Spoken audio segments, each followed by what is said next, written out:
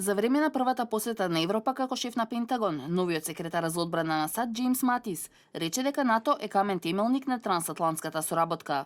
Но смирувачките зборови доаѓаат со услов. Додаде и дека Вашингтон ќе има умерена посветеност кон алијансата доколку земите не ги зголемат буџетите за одбрана. Фер е што имаат корист од најдобрата одбрана во светот да преземат пропорционален дел од цената неопходна за одбрана на слободата и не смееме да заборавиме дека во НАТО ја браниме слободата. Американците се во право. Се работи за праведност. Ние европејците мораме да преземаме дел од товарот на Америка. Се обврзавме да ја зголемуваме поддршката постепено и работиме на тоа.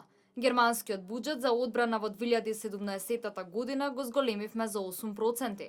Тоа е огромна сума, но мораме да продолжиме. Пред министрите за одбрана од европските земји, Матис изјави дека Трамп силно ја поддржува алијансата по предизборната реторика во која ја нарекуваше одвишна и неефикасна. Засега американската страна во НАТО добива силна поддршка од Британија и од Германија, две од само 5 земји што ги постигнаа воените буџети.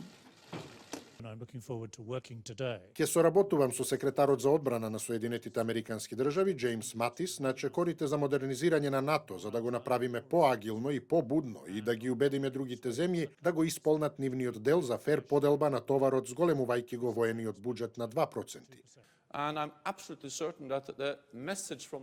Сигурен сум дека пораката од оваа средба ќе биде за трансатлантско единство, за важноста на тоа да се држиме заедно и да се штитиме, и за силна поддршка од Соединетите Американски држави за НАТО. Средбата се случува во услови на зголемена загриженост поради врските на новата администрација со Русија и по извештајот дека Москва го прекршила клучниот договор од ерата на студената војна за невооружување, со тајното распоредување на ракета од среден дострел земја-земја, што Кремљ го негира.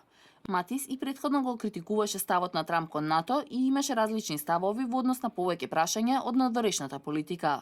Новиот секретар за одбрана во неколку наврати предупредуваше дека Вашингтон не ги сваќа доволно сериозно потезите на Русија против соседите и го критикуваше ставот на Трамп против алијансата.